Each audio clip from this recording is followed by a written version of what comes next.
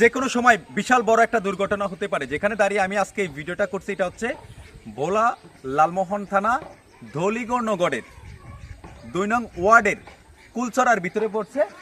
পিছনে মাতাব্বর বাড়ি, সামনে আমির আলী খলিফা বাড়ি। একবার কুলচরা স্কুল দিয়ে আসলে সামনে এখানে যে সেরাজুল হক একটা হাওলাদার বাড়ির দরজায় জামে মসজিদ আছে, সেটার একেবারে সংলগ্ন। দেখেন রুস্তুম আলী দরবেশের পুরাতন বাড়ির এখান থেকে একটা বিদ্যুতের লাইনটা ছিঁড়ে যায়।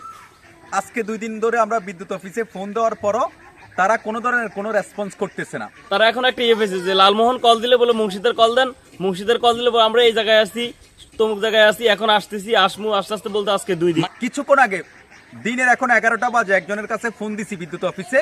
তিনি এমনভাবে কথা বলে, এমন অ্যাটিটিউড দেখায়, মনে হচ্ছে আমরা তার বেতনভুক্ত কর্মচারী, আমরা তার কাছে চাকরি করি, আমরা তার অফিস জুনিয়র, সে আমাদের অফিসের সিনিয়র। তার অ্যাটিটিউড দেখে আজকে এই ভিডিও করতে বাধ্য হলাম। আমি রাত্রে 2 বার কল দিছিলাম, কল দেওয়ার পরে বলতেছে ওনারা আসতেছে। তো 10 মিনিট 20 মিনিট হয়ে গেল, 30 মিনিট হয়ে গেল, পরে বলতেছি লালমোহন থেকে আসতে তো এত সময় লাগে না। পরে আবার কল দিলাম, পরে বলে আমরা এই যে হুন্ডার শব্দ পাইতেছি, নাচতেছি, কিন্তু ওই রাত্রে আসার কথা বলে এখনো আসে নাই। বেলের এই যে এখান দিয়ে যে কোনো সময় একটা দুর্ঘটনা হতে পারে, হতে পারে। রাত্রে একজন লোক আসছে, ওটা ওই লাইন দেওয়ার সাথে সাথে ওটা মানে চারিদিকে ঘুরে গেছে, আর এরকম আগুনের এক গোলা উঠছে। ওনার গায়ে যদি লাগতো উনি তৎক্ষণাৎ মারা যেত, এরকম একটা অবস্থা। তারপরে ওনাদের কোনো রেসপন্স নাই। এবং দেখেন এখানে যে বিদ্যুতের তারটা পড়ে আছে, গতকাল রাত্রে থেকে বলে এখানে অনেকবার ফায়ারিং করছে।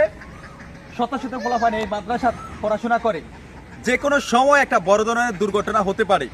তাই আজকে এই ভিডিওটি আমি এজন্য করেছি, আপনারা এত পরিমাণ শেয়ার করবেন, লালমোহনের যারা বিদ্যুৎ অফিসের কর্মচারী কর্মকর্তা আছেন তাদের দৃষ্টিতে যেন যায়।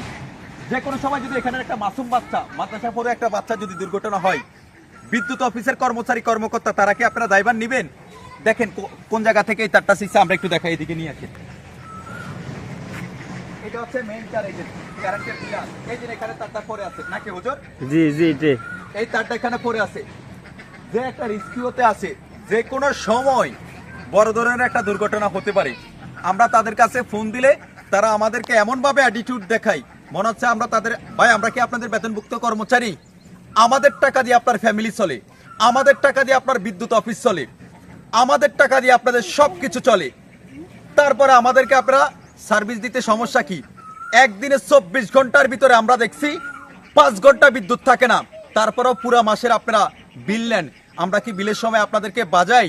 এবার এলাকার স্থানীয় যারা আছে তারা বলছে, আপনারা যখন বিদ্যুৎ অফিস থেকে বিল নেওয়ার জন্য আসবেন, আপনাদের এই সার্ভিসের দুর্ভোগের জন্য দাঁতভাঙ্গা জবাব দিবে স্থানীয় লোক, অনেকে দাঁতভাঙ্গা জবাব দিবে।